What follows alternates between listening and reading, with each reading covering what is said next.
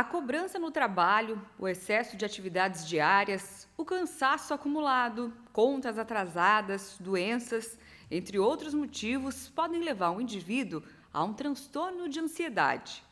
O que leva a gente a ter ansiedade? O mundo moderno, como ocorre a necessidade de adaptação contínua. Então, toda vez que a gente tem um estresse, a gente tem uma ansiedade, e isso é fundamental. E essa mudança contínua da sociedade, ou seja, se a gente vive uma vida tranquila, e do lado da casa da gente, de repente, se constrói uma fábrica. A gente tem que se adaptar àquilo. Só que hoje em dia a mudança ela é contínua no trabalho, na vida cotidiana. Então as pessoas elas submetidas a isso, elas acabam tendo uma série de sintomatologias físicas muitas vezes. Então o ansioso é uma pessoa irritada, pode ter sintomatologia física, dor de cabeça, pode ter desde aumento de sintomas simples, por exemplo, fobia simples, pessoas com excesso de medos, pessoas que têm crises de pânico, daí vai ter, né? Pessoas que muitas vezes acabam tendo muita sintomatologia física, né?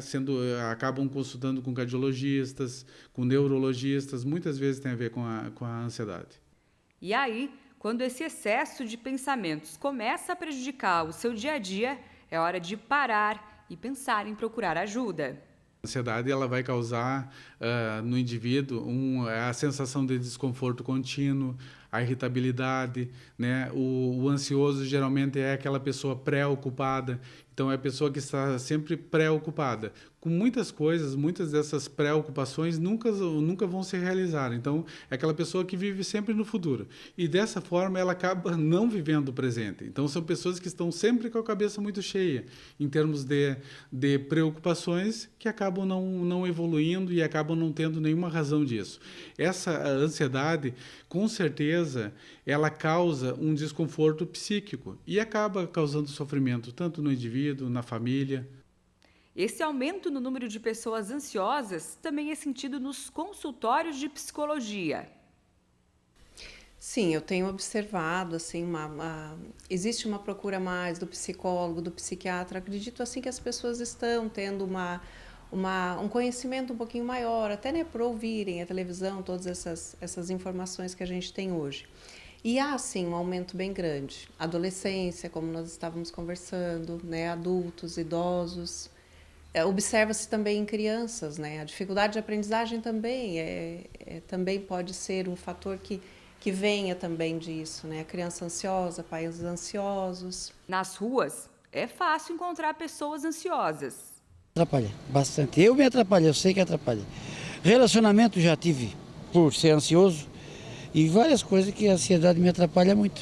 Eu acho que eu sou calma, mas sou estressada. Sou estressada. Ansiosa, eu acho que não.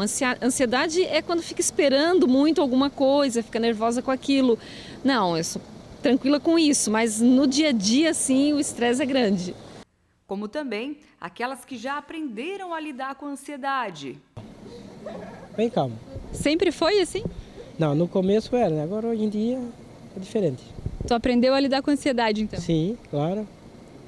Porque a gente tem que ter os pés firmes com Deus, né?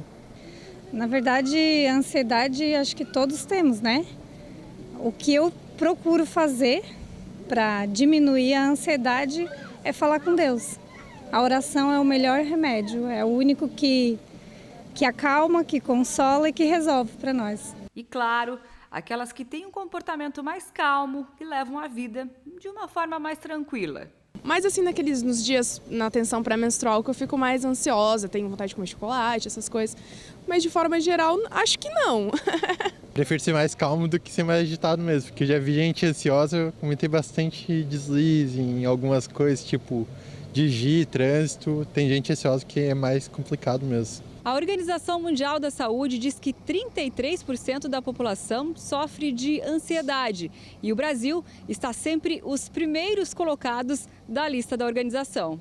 Os sintomas de ansiedade podem se manifestar a nível físico, como a sensação de aperto no peito e tremores, ou a nível emocional, como a presença de pensamentos negativos, preocupação ou medo, por exemplo, e geralmente surgem vários sintomas ao mesmo tempo. Existem assim sinais e sintomas muito significantes, né? A sudorese, as palpitações, a pessoa bloquear, não conseguir mesmo, né? Concretizar a sua atividade.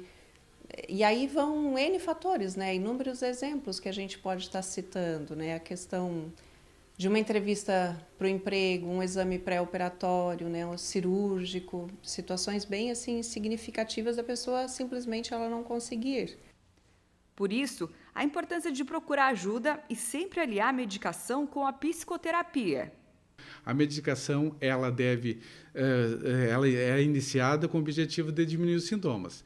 Esses sintomas, o objetivo de diminuir os sintomas é que isso faça com que esse indivíduo ele tenha uma mudança no comportamento. A psicoterapia, por outro lado, ela começa pelo lado do comportamento, indo para a parte biológica, ou seja, a gente sabe, hoje já tem estudos que mostram que o tratamento psicoterápico, por que ele funciona? Porque ele acaba mudando um dos neurotransmissores e isso acaba mudando o comportamento. Então, são duas coisas coadjuvantes.